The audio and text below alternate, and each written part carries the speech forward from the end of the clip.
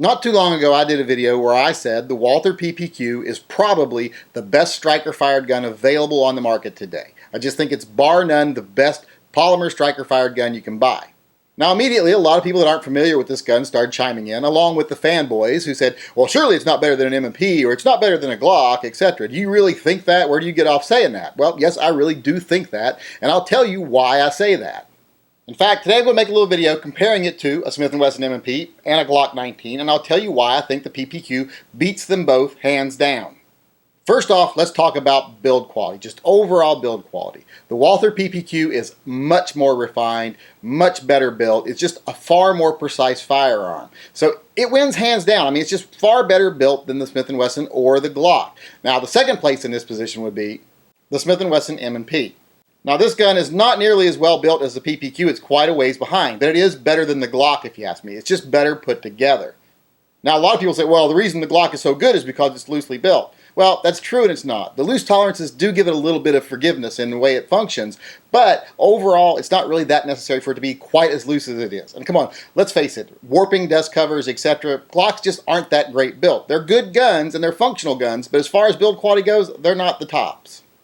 Now let's talk about sights right out of the box. I'm not talking about add-ons, let's talk about out of the box. The Walther PPQ wins this category too. The sights it has are great for combat acquisition. They're just fast, easy to use sights.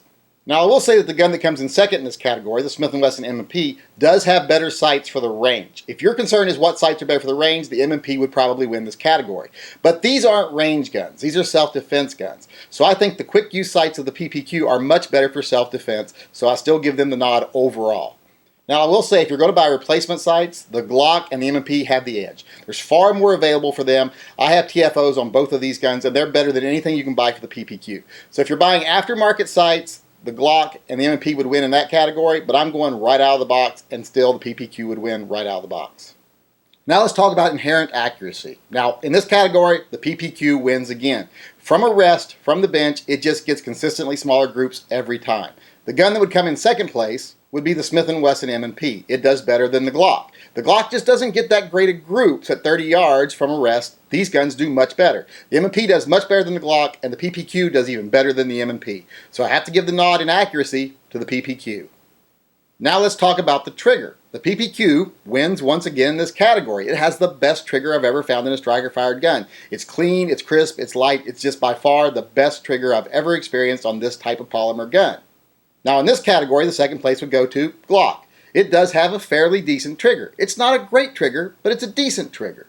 Now in this category, the M&P falls behind the Glock. It just doesn't have as good a trigger as the Glock. Neither of them have what I would call great triggers, but the Glock trigger is a little better than the M&P trigger. It just feels a little better overall and has a little bit better reset. But still, overall, the PPQ trigger is far above both of them. Now let's talk about ergos, or ergonomics. Let's talk about how it feels in your hand. Now in this category for me, now this is going to be a subjective category, so I say for me, the PPQ is by far the winner. This gun is super comfortable, and most people that own one say the same thing. Just look at the reviews from the people out there. This gun is like it's made for the human hand. Now in second place would be the Smith & Wesson M&P. It's pretty well made too. It feels pretty good in your hand, but still it doesn't compare to the PPQ. The PPQ is just light years ahead of it in ergonomics. Now in last place in this category, of course, most people won't be surprised that it's the Glock. I have just never found them to be comfortable. The Gen 4s are better than the Gen 3s and every one before them, but they're still not the most comfortable gun on the market. They require you to bend your wrist in a way I just don't think is natural to get a good point of aim, and they're just not comfortable in your hand. So the Glock is in last place, and the PPQ is number one in ergonomics. Now let's talk about one final category that really doesn't make a lot of sense, but it's something I judge guns on. Now I don't know what I would call it. I'd call it charm or je ne sais quoi, you know, that certain something. But in that category, the PPQ comes last. I don't know why, but I prefer the Glock or the M&P over the PPQ any day. Either one of these I would take before I would take a PPQ. If I could only keep one of these guns, it'd be the M&P. If I could keep two, it'd be the M&P and the Glock. It would not be the PPQ. So in the end, I don't know what it is. Maybe the PPQ is just refined to the point where it doesn't have any character anymore. I'm just not sure. Now maybe in the end, the PPQ is just better than it needs to be. I can't tell you for certain. It's just a matter of opinion. But one thing I can tell you for certain is the fact that I prefer both of these guns, even though that I think they're lesser guns, over the PPQ. That shows me that the PPQ is better than I need it to be.